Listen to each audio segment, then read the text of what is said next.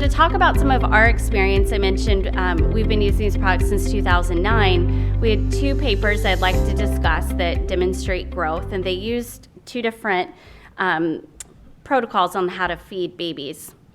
So the first one, which is this one here, I'm going to talk about that first and this second. The first one, I would say, was when the products first became available. And we were a unit where we didn't want to use formula, and we really didn't want to use additional additives or modulars because we thought, well, if we're going to use all human milk, we don't want to add additional, bovine protein or MCT or formula. And so this, we looked at 104 infants less than 1250 grams. And these infants were started on the diet as soon, we started feeds as soon as medically feasible. And then we gave them the diet to 34 weeks. We did fortify at 60 mLs per kilo per day with this fortifier, donor human milk fortifier.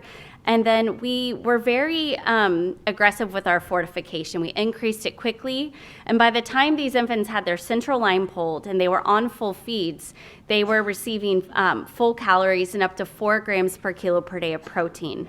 And often we were providing more protein than that. And so these infants had significant weight gain, length gain, and head circumference. And we compared this data to bovine milk-fed cohorts from the Sullivan study, and our infants had greater growth in weight and length. And so that was positive because I think a lot of the focus now, and this is back in 2012, and now we know through literature that we want babies to gain weight, but we also want them to gain length and head circumference, of course.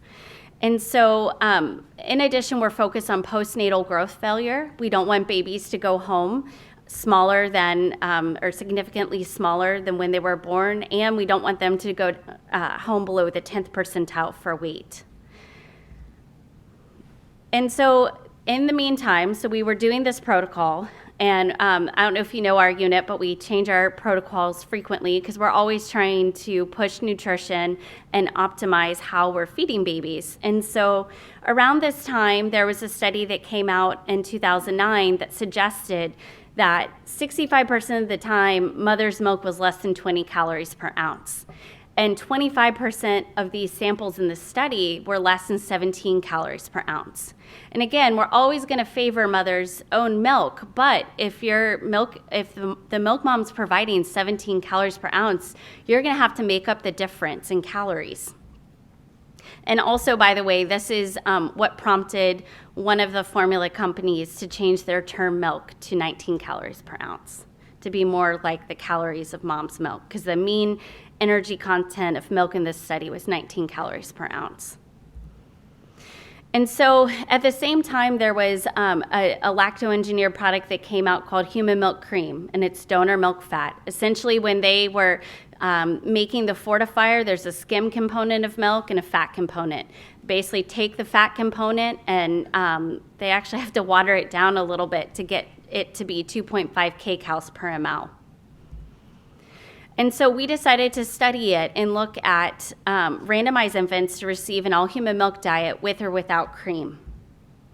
And this was published in JPEDS in 2014. But we had 2 groups. So first of all, we recruited babies 750 to 1250 grams that were receiving all-human milk diet.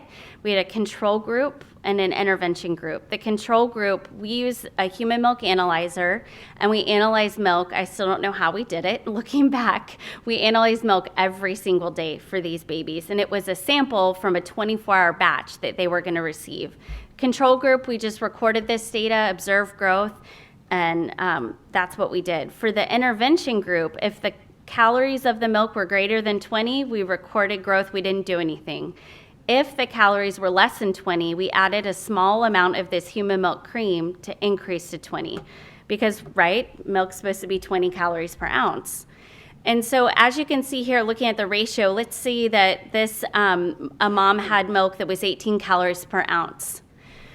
We would add a small amount, 4 mLs to 96 mLs of the human milk she was providing. So it's a small amount. I think people sometimes are like, oh, you gave milk fat to a baby or cream, but But yeah, it was a very tiny amount, but it's amazing how a small amount makes a difference. So if you compare the control versus the cream group, 39 babies in each, the cream group had better weight velocity, which was calculated using the Patel 2009 exponential method, and they had better length gain. Head circumference was the same. And so what's interesting is that not only did we show better weight gain, we showed better length gain, which is reassuring because anytime you give extra calories, you want to make sure babies grow in length as well. And so I guess I'll tell you, so what we're doing now is we are using human milk cream, and we've devised a protocol so that over 3 years, so that we don't have to use the human milk analyzer anymore. And we hope to publish that data soon.